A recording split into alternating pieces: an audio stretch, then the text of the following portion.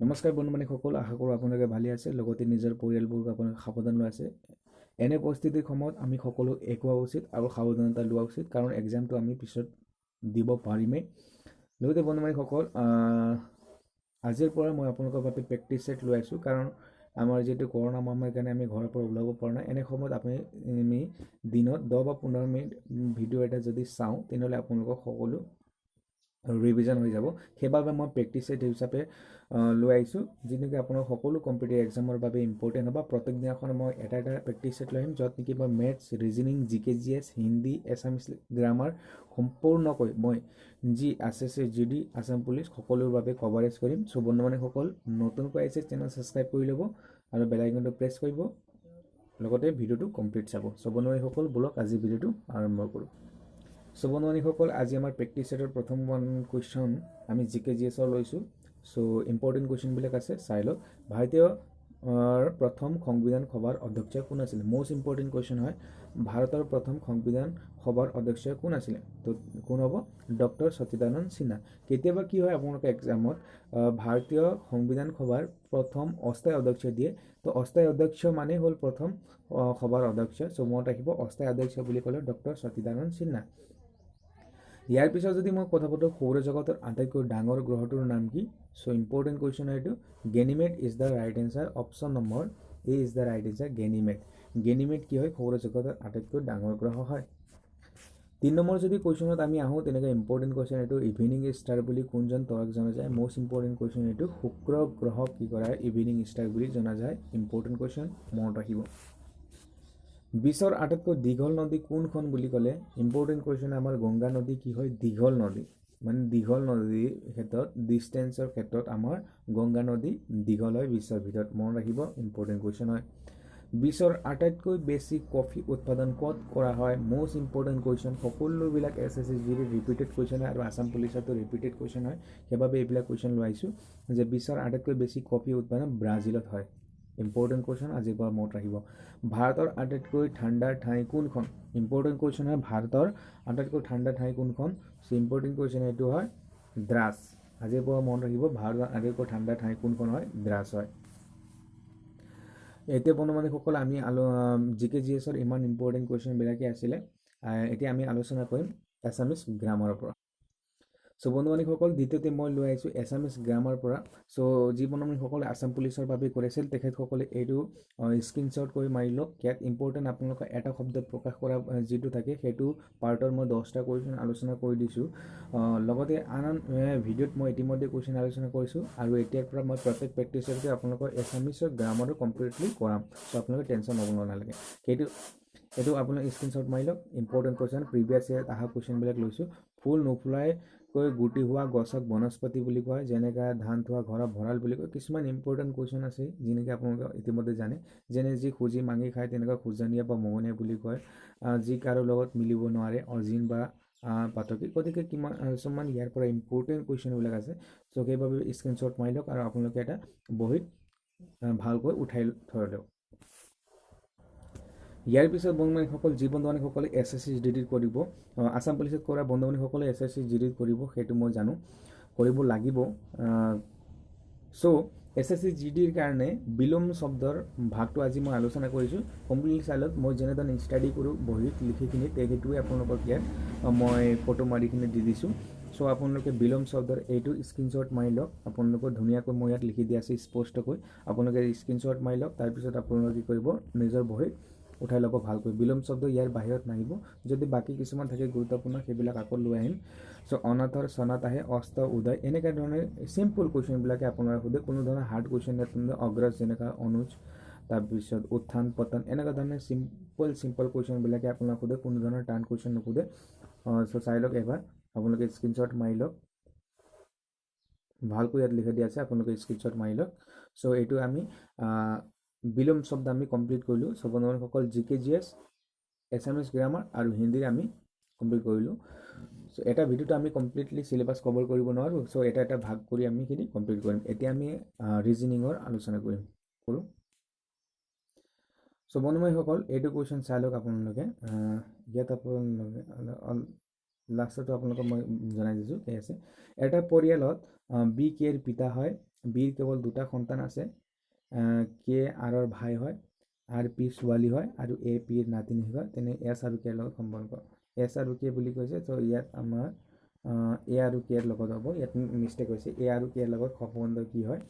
চ' এনেধৰণৰ কুৱেশ্যন আমি ছল্ভ কৰিবৰ কাৰণে আমি এনে এৰি আহোঁ এইটো কুৱেশ্যন, প্ৰায় বন্ধুবান্ধৱীসকলে এৰি আহে। আগতে মোকো বহুতো টান লাগিছিল, কিন্তু মই ইয়াৰ শ্বৰ্ট ট্ৰিক্স ওলাইছোঁ, আৰু শ্বৰ্ট ট্ৰিক্স মানে হ'ল আছাম 247 আপোনালোকক ছল্ভ কৰোৱা। চ' চাই লওক, যি বন্ধুসকল মোৰ ভিডিঅ' চাইছে তেখেতসকলে ইতিমধ্যে এইটো কুৱেশ্যন কৰিব পাৰে, আৰু তেখেতসকলক মই অনুৰোধ কৰিছোঁ ভিডিঅ'টো প'ষ্ট কৰি কিনে আপোনালোকে ছল্ভ কৰক আৰু কমেণ্ট কৰি জনাওক। ইয়াৰ লগতে বন্ধুবান্ধৱীসকল, নতুনকৈ অহা বন্ধুবান্ধৱীসকলৰ বাবে জনাই দিওঁ, এইটো কুৱেশ্যন কৰাৰ বাবে মই শ্বৰ্ট ট্ৰিক্স কৰি কিনে এটা ভিডিঅ' বনাইছোঁ, সেইটো ভিডিঅ' আপোনাৰ চাই ল'ব পাৰে। নহ'লে এই ভিডিঅ'টো আমি এইটো কুৱেশ্যনতো আমি বুজিবলৈ চেষ্টা কৰিম, চাই লওক। এনেধৰণৰ কুৱেশ্যন যেতিয়া আহিব তেতিয়া আপুনি ল'ৰাৰ বাবে ত্ৰিভুজ, ছোৱালীৰ বাবে বৃত্ত ইউজ কৰিব। সেইটো এতিয়া বুজি নাপাব, অলপ পিছত বুজি পাব, চাই লওক। এটা পৰিয়ালত, এতিয়া আমি কুৱেশ্যন আলোচনা কৰিম, এটা পৰিয়ালত বি কেৰ পিতা হয়।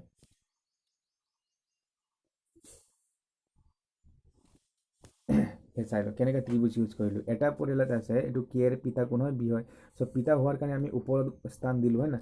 তো বিৰ আমি যাৰ লিংগ নিৰ্ধাৰণ হয়, মানে যোনটো আমাক জানো যে এইটো মহিলা হয় বা পুৰুষ হয়, তাক আমি ত্ৰিভুজ বা বৃত্ত দিওঁ। চ' আমি বিক জানিলোঁ, বি পিতা হয়, পিতা মানেতো কি হয়, পুৰুষ হয়। চ' বি আমি পিতা হয় বুলি জানিলোঁ। কে আমি ল'ৰা হয় নে ছোৱালী আমি জানা নাই। বিৰ দুটা সন্তান আছে, ঠিক আছে, এটাতো কে হৈ গ'ল, আনটো কোন হয় চাওক, কে আৰৰ ভাই হয়, ঠিক আছে। ইয়াতো আমাৰ ওলাই গ'ল, বিৰ দুটা সন্তান বুলি কওঁতে এটা আৰ হয়, এটা কে হয়। তো কে কি হয়, আৰৰ ভাই হয়, ঠিক আছে। আৰৰ ভাই কি হয়, কে হয়।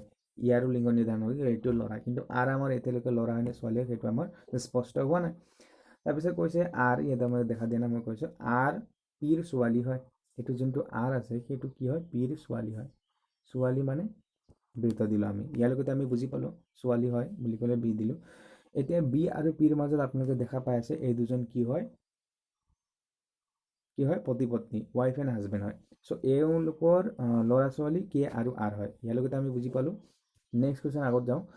এ পিৰ নাতিনীক হয়, এইটো এ যিটো আছে সেইটো পিৰ কি হয়, নাতিনীক হয়, ঠিক আছে। ইয়ালৈকে আমি বুজি পালোঁ। এতিয়া কুৱেশ্যন কি সুধিছে, এৰ লগত কে ৰ সম্বন্ধ কি আছে। এইটো এ যি ৰৈছে, এৰ লগত মানে কে ৰ সম্বন্ধ কি আছে, কে ৰ সম্বন্ধ কি হ'ব, পিতা। কে ৰ সম্বন্ধ কি হ'ব, পিতা হ'ব। চ' নিশ্চয় আপোনালোকে বুজি পাইছে, ইজিলি কৈ মই আপোনালোকক বুজাই দিছোঁ। এনেধৰণে ইয়াৰ লগতে বেলেগ কুৱেশ্যনটো আমি আলোচনা কৰিম, বলক। ৰিজনিঙৰ নেক্সট কুৱেশ্যন, কাৰ্যৰ লগত যেনেধৰণে জোলৰ সম্পৰ্ক, এইটো কুৱেশ্যন আপোনালোকে দেখাইছে পাইছে।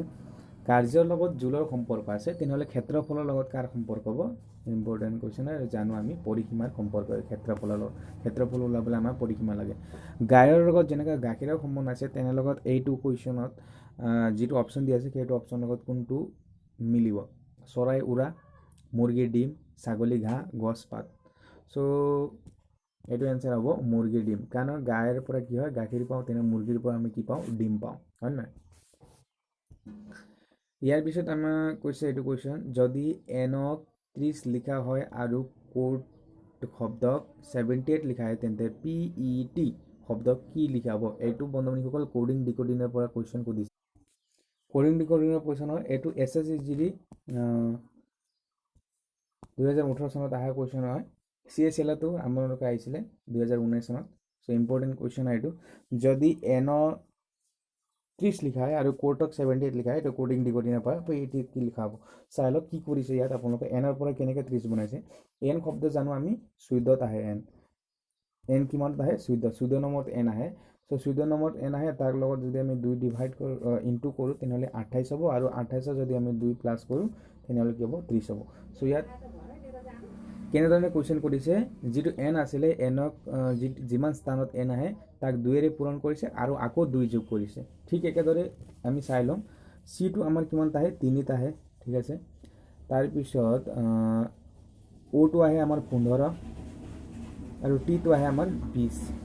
তো COTৰ আমি যদি কমপ্লিটলি প্লাছ কৰোঁ তেনেহ'লে আমাৰ কমপ্লিট প্লাছ কিমান হ'ব, 35, 38, 38 হ'ব।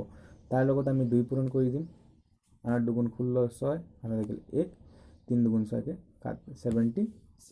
এতিয়া 76ৰ লগত 76ৰ লগত যদি আমি 2 প্লাছ কৰোঁ কিমান হ'ব 78 চ' আমাৰ কেনেধৰণে ৰুলটো ফ'ল' হৈছে আমি গম পাইছোঁ এতিয়া আমি আমাৰ কুৱেশ্যনৰ ফালে ধ্যান দিওঁ PET আছে পি মানে আপোনালোকে জানে 16 নম্বৰত আহে ঠিক আছে এইটো কিন্তু আপোনালোকে জানিব লাগিব যে কোনটো কিমান নম্বৰত আহে তাৰপিছত আমাৰ ই আহে 5 নম্বৰ ঠিক আছে এইটো আমি জানিলোঁ তাৰপিছত টি আহে আমাৰ কিমান 20 নম্বৰত চ' আমাৰ 6 5 11 1 3 1 4 41 হ'ল এতিয়া 41 লগত আমি 2 ইনটু কৰিম কিমান হ'ব 82 82 লগত যদি আমি 2 প্লাস কৰোঁ কিমান হ'ব 84 ইজ দ্য ৰাইট এনসাৰ চ' নিশ্চয় বুজি পাইছে কেনেধৰণে ইয়াত ফ'ল' হৈছে নেক্সট কুৱেশ্যনলৈ কথা পাতোঁ আমি যেনেকৈ ইয়াত 8ৰ লগত 49 মিলি আছে তেনেদৰে আপোনালোকৰ 8ৰ লগত যেনেকৈ 49 মিলি আছে তেনে আপোনালোকৰ এইটো কি বোলে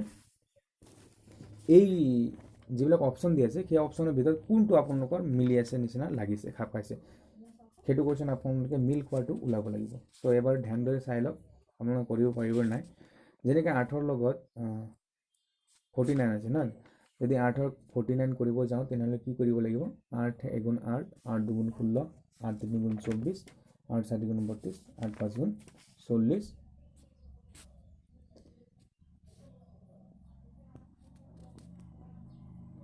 8 6 গুণ বুলি ক'লে 48 প্লাছ 1 কৰিলে 149 হ'ব 49 তেনেকৈ 9 9 গুণ 81 82 নহ'ব 12 12 গুণ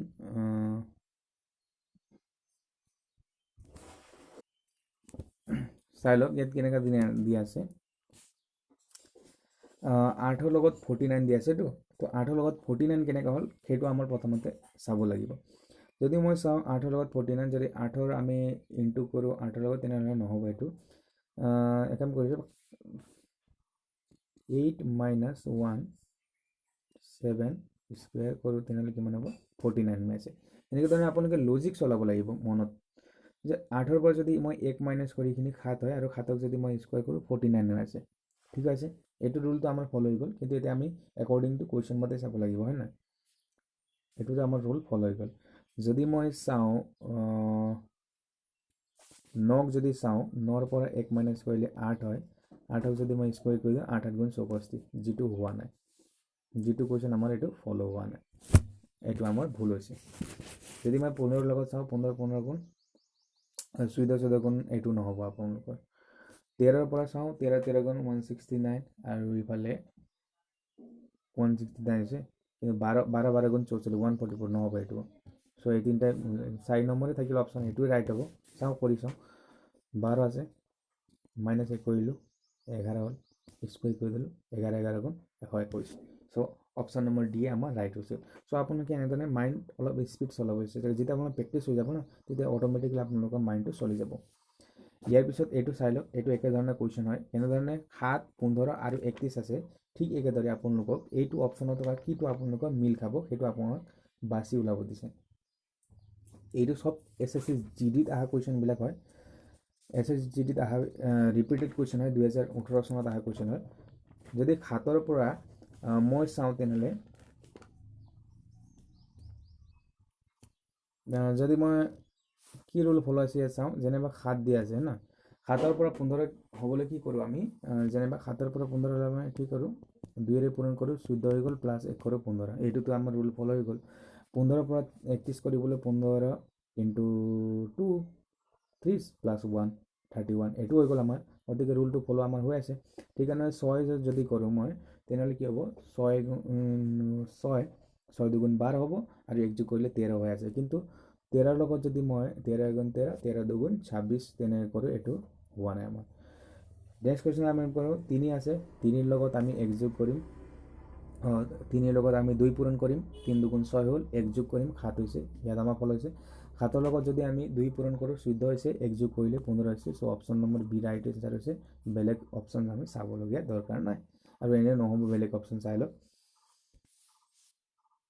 এইটো একেধৰণৰ কুৱেশ্যন দিছে চাই লওক আপোনালোকে ইজিলি এইটো আপোনালোকে সলভ কৰিবলৈ চেষ্টা কৰক এইটো আপোনালোকে মোক সলভ কৰি দেখাওক কমেণ্ট কৰি জনাব এইটো ইয়াৰ ৰাইট এনচাৰ কি হ'ব কমেণ্টত যেতিয়া আপোনালোকৰ কমেণ্ট আহিব তেতিয়া কমেণ্টৰ পিছত মই আপোনালোকক ৰাইট এনচাৰ কৈ দিম কমেণ্টতে জনাইখিনি চ' এইটো আপোনালোকে নিজে চেষ্টা কৰক সলভ কৰিবলৈ তেতিয়া ভাল লাগিব তো ইয়ালৈকে বন্ধু বান্ধৱীসকল আমাৰ আছিলে ৰিজনিঙৰ পাৰ্ট, যিটো আমি শেষ কৰিছোঁ। এতিয়া আমি আলোচনা কৰিম মেথছৰ অন্তিম আমাৰ আজিৰ চেপ্টাৰ। মেথছৰ কুৱেশ্যন আমি ইম্পৰ্টেণ্ট কুৱেশ্যনবিলাক লৈ আহিছোঁ, যিটো আপোনালোকৰ SSC যিটো প্ৰিভিয়াছ ইয়াৰত আহিছিলে, CHLত আহিছিলে। চ' এইবিলাক কুৱেশ্যনে আপোনালোকৰ থাকিব, কোনো ধৰণৰ হাৰ্ড কুৱেশ্যন নাথাকে। ইয়াত দুটা সংখ্যাৰ অনুপাত দিয়া আছে 3:4 আৰু সিহঁতৰ HCF দিয়া আছে 84, তেনেহ'লে সিহঁতৰ ডাঙৰ সংখ্যাটো কিমান হ'ব। চ' এতিয়া এনেধৰণৰ কুৱেশ্যনে আপোনালোকে আহিব। এনেধৰণৰ কুৱেশ্যন যেতিয়া আহিব আপোনালোকৰ ডাঙৰ সংখ্যা ওলোৱা, সৰু সংখ্যা ওলোৱা, তেতিয়া আপোনালোকে কি কৰিব, কৰিবলগীয়া একো নাই। যিটো HCF আছে সেইটো HCF ওপৰত লিখিব। তাৰপিছত যিটো অনুপাত দিয়া আছে সেই অনুপাতৰ মাজত পূৰণ কৰি দিব, 4×3 × 12। পূৰণ কৰি দিয়াৰ পিছত আপুনি কি কৰিব, কাটি দিব পাৰে। 12 যদি মই 12ৰে কাটো, 12টো নাযাব, 12 × 12, 12 × 12। যদি মই 4ৰে কাটি দিওঁ বাৰু, 12ৰে কাটি দিওঁ, 12 7 গুণ কৰি চাওঁ ন, ৰাতিপুৱা তো 7 বাৰ কাটি আছে 12ৰে 84, হয় নে নহয়? লাইভ কৰাওঁতো, সেইকাৰণে আপোনালোকক ইয়াত মই অলপ অসুবিধা হৈছে। 12ৰে আমি 7 কাটি দিলোঁ, 7 বাৰ গ'ল। এতিয়া আমাক ওলাব লাগে কি, ডাঙৰ সংখ্যা নে সৰু সংখ্যা। যদি আমাক ডাঙৰ সংখ্যা ওলাব দিয়া হ'লে তেতিয়া আমি ডাঙৰ সংখ্যাটো কোন হয়, 4 হয়, 4 ইনটু কৰি দিলোঁ হয়, 7 4 × 28। তো এইটো আমাৰ কি হয়, ডাঙৰ সংখ্যা হয়। আৰু যদি আমাক কুৱেশ্যনতো যদি আমাক সোধে সৰু সংখ্যা, তেনেহ'লে কি কৰি দিম, 7ৰ লগত আমি 3 পূৰণ কৰি দিম। সৰু সংখ্যা কোন হয়, 3 হয়, 7 3 × 21। চ' এনেধৰণে কুৱেশ্যন ইজিলি আপোনালোকে ওলাব পাৰিব। কিমান শ্বৰ্ট ট্ৰিক্সত মই আপোনাক শিকাই দিছোঁ। ইয়াৰ শ্বৰ্ট ট্ৰিক্স আপোনালোকে কোনেও শিকাব নোৱাৰে। চ' বন্ধুসকল ভালকৈ চাব। ইয়াৰ পিছত এইটো কুৱেশ্যন LCM ওলোৱা। এতিয়া আমি ডাঙৰ সংখ্যা HCFৰ পৰা ওলালোঁ। চ' এতিয়া আমাক LCM ওলাব দিছে, আৰু সেইটো দিছে কি, পইণ্টত। এনে যদি আমাক LCM ডাইৰেক্ট ওলাব দিয়ে তেনেহ'লে আমি আগতে ওলাইছোঁ, আমি পাৰোঁ। কিন্তু আমাক এতিয়া পইণ্টত ওলাব দিছে। পইণ্টত ওলাব দিলে আপোনালোকে একো কৰিব নালাগে, চাই লওক। কৰিব লাগে মাথো এইটো, যেতিয়া আপোনালোকক পইণ্টত দিব তেতিয়া আপুনি দশমিক উঠাবৰ কাৰণে যিমানটা দশমিকৰ সংখ্যা আছে সিমান দি আপুনি পূৰণ কৰিব। যেনে 108 আছে, 108ত কেইটা দশমিক আছে, 2টা আছে। চ' আমি 100ৰে ইনটু কৰি দিলোঁ, ঠিক আছে। তো আমাৰ 36 আছে, মই ইয়াতে লিখি দিওঁ, জাগাটো অলপ সৰু হ'ল। ছাপোৰ্ট কৰি থাকিব বন্ধু বান্ধৱীসকল, আপোনালোকৰ বাবে মই অতি সোনকালে বৰ্ডত ক্লাছ কৰাম। চ' 36 আছে, 36 আমি লিখিলোঁ। তলত 2টা দশমিক আছে, সেইকাৰণে আমি 100 ইউজ কৰিলোঁ। ঠিক আমাৰ এইফালে আছে কিমান, 9 আছে। চ' এটা দশমিক, সেইকাৰণে আমি 10 ইউজ কৰিলোঁ। ইয়ালৈকে আমি বুজি পাইছে। এতিয়া আমি 4ৰে কাটিব পাৰোঁ 25, 4ৰে কাটিব পাৰোঁ আমি কিমান, 27, 4ৰে কাটিব পাৰোঁ আমি 25, 4ৰে কাটিব পাৰোঁ আমি 27, 4ৰে কাটিব নোৱাৰোঁ, সেইবাবে যি আছে সেইটোৱে কৰিম। তো ইয়াৰ পৰা যদি আমি তলৰ পৰা আমি যদি LCM ল'ম, কিমান হয় আমাৰ LCM, 5, কাৰণ 25 আৰু 10 আছে, গতিকে 10 আৰু 5 হ'ব। সকলোৰে মানে LCM মানে সকলোৰে পৰা এটাই নাম্বাৰ, যিটো নাম্বাৰ বেলেগ। তো 5ৰ পৰা সকলোকে ডিভাইড হ'ব না, 2ৰ পৰাতো নহয়। চ' 5 ল'লোঁ আমি LCM। ওপৰত আমাৰ কিমান থাকিলে, 27 থাকিব, কাৰণ ওপৰৰ আমাৰ HCF থাকিব 27, ডাঙৰ সংখ্যা। চ' মই এতিয়া মুচি দি আছোঁ। তলত আমাৰ 5 আহিলে, ওপৰত আমাৰ 27। চ' 5ৰে যদি মই 27 ডিভাইড কৰোঁ, কেতিয়াবা আপোনাৰ ফ্ৰেকশ্যনত থাকিলে ফ্ৰেকশ্যনতে থাকিব এনচাৰ, আৰু কেতিয়াবা যদি আপোনালোকক সম্পূৰ্ণকৈ ভাগ কৰি দিছে, ভাগ কৰিব। 5ৰে যদি মই 27 পাৰোঁ, 5 5 গুণ 25 হ'ব, 2 হ'ব 5 4 গুণ। So' option number D is the right answer. So' নিশ্চয় বুজি পাইছে আপোনালোকে কেনেধৰণে ছল্ভ কৰিম আমি যদি দশমিকৰ দিয়া আছে LCM ওলাব দিয়ে। এইটো কুৱেশ্যন চাই লওক, ইম্পৰ্টেণ্ট কুৱেশ্যন। কোনো এটা সংখ্যা 11ৰে সম্পূৰ্ণ বাৰ যাব, কোনটো সংখ্যা, ইয়াৰ ভিতৰত যিটো সংখ্যা দিয়া আছে 4টা সংখ্যা, সেইটো সংখ্যাৰ ভিতৰত কোনটো সংখ্যা 11ৰে বাৰ যাব। চাই লওক, মই এতিয়া আপোনালোকক কেনেধৰণে শ্বৰ্ট ট্ৰিক শিকাম। যিটো বাৰ যোৱা কুৱেশ্যন থাকে সেইটো কুৱেশ্যন আহে। এইটো 2018 চনত SSC GDত অহা কুৱেশ্যন, আপোনালোকে চাই ল'ব পাৰে। কোনটো সংখ্যা 11ৰে সম্পূৰ্ণ বাৰ যাব। যেতিয়া 11ৰে সম্পূৰ্ণ বাৰ যাব বুলি কয়, তেতিয়া আপোনালোকে কৰিব লাগে এটাই বস্তু, প্ৰথম ঘৰটো এৰি তৃতীয় ঘৰ, তৃতীয় ঘৰটো এৰি পঞ্চম ঘৰ, পঞ্চম ঘৰটো এৰি 7 নম্বৰ ঘৰ, সেইটো আমি যোগ কৰিব লাগিব। তাৰপিছত যিটো বাকী থাকি গ'ল সেইবিলাক আমি আকৌ যোগ কৰিব লাগিব। যেনে প্ৰথম ঘৰ এৰি তৃতীয় ঘৰত আছে 2, তৃতীয় ঘৰ এৰি পঞ্চম ঘৰত আছে 7, পঞ্চম ঘৰ এৰি 7 নম্বৰ ঘৰত আছে 8। আমি যদি যোগ কৰোঁ তেনেহ'লে কিমান পাওঁ, 20, 7 8 15, হিচাপ কৰা নাই, 7 8 15, ঠিক আছে। আৰু 15 19 21, 28 মাত্ৰ লিখি দিলোঁ ডাইৰেক্ট, 21 হয়। তাৰপিছত আমি বাকী থকা কৰিম 8 ইফালে আমাৰ থাকিল 3 ইফালে আমাৰ থাকে 1 8 3 10 2 12 যদি আমি মাইনাছ কৰি দিওঁ তেনেহ'লে মাইনাছ কৰিলে কিমান পাম আমি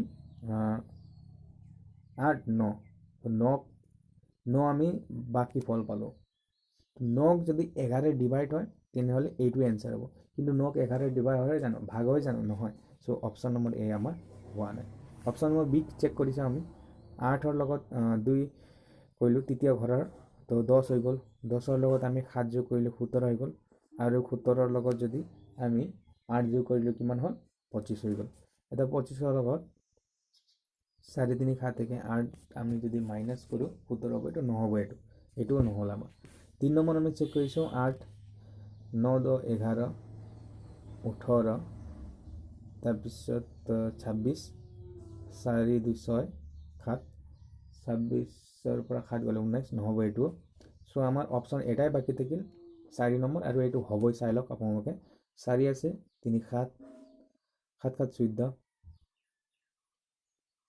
22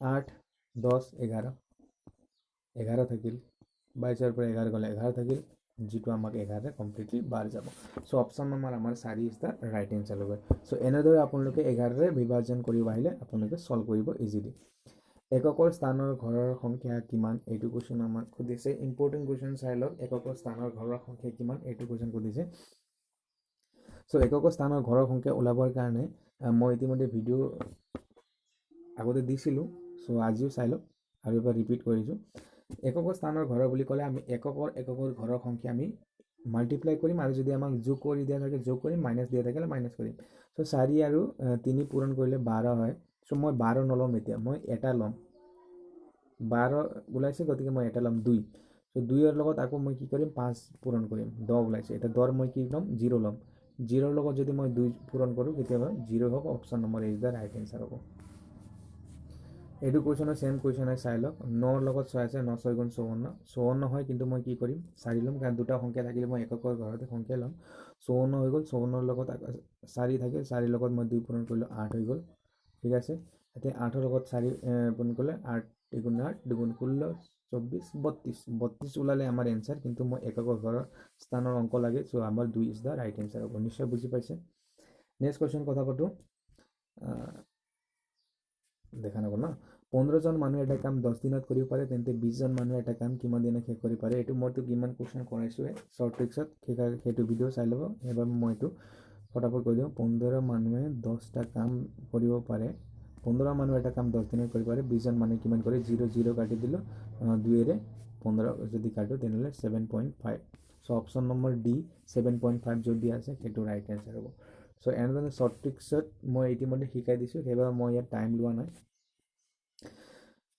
ইয়াত চাই লওক যদি আগৰ মাহত 80 টকা লিটাৰ পেট্ৰল আছিল আৰু এতিয়া 85 টকা লিটাৰ পেট্ৰল হ'ল তেনে আগৰ তুলনাত এতিয়া কিমান বাঢ়িলে ইমানকৈ ইজি কুৱেশ্যন কি আহিব আৰু এইটো SSC CHSL 2019 চনত কুৱেশ্যন আহে এইটো ইমান ইম্পৰ্টেণ্ট কুৱেশ্যন হয় কিন্তু চাই লওক কিমান সহজ কুৱেশ্যন আহে গতিকে আপোনালোকে এক্সপেক্ট কৰক আছাম পুলিচ আৰু SSC কেনেকৈ আহিব অতি ইজি আহিব যিবিলাক মই কৰাম সেইবিলাকৰ ভিতৰতে আহিব কি কৈছে আগৰ তুলনাত এতিয়া মানে 5 টকা বাঢ়িছে হয় না ডিফাৰেন্স ওপৰতো থাকিব আমাৰ ডিফাৰেন্স আগত আছিলে 80 এতিয়া আছে 85 মানে ডিফাৰেন্স তাৰপিছত আমি বৰ্তমান সময়ত তুলনাত ওলাবৰ কাৰণে আমি কি কৰিম আগৰ লগত পূৰণ কৰিম আৰু আমাৰ পাৰ্চেণ্টেজত ওলাব লাগে সেইকাৰণে আমি কি কৰিম 100ৰে পূৰণ কৰিম হয় না কাৰণ আমাক পাৰ্চেণ্টেজত সুধিছে আমাক অপশ্যনতো পাৰ্চেণ্টেজ দিয়া আছে সেইকাৰণে পাৰ্চেণ্টেজ কৰিম ডিফাৰেন্স 5 টকাৰ আগৰ দাম 80 টকা ইনটু 100 কৰিলোঁ 0ৰে 0 কাটো তেনেহ'লে 10টোৰ ওপৰত মাল্টিপ্লাই হ'ব 50 হ'ব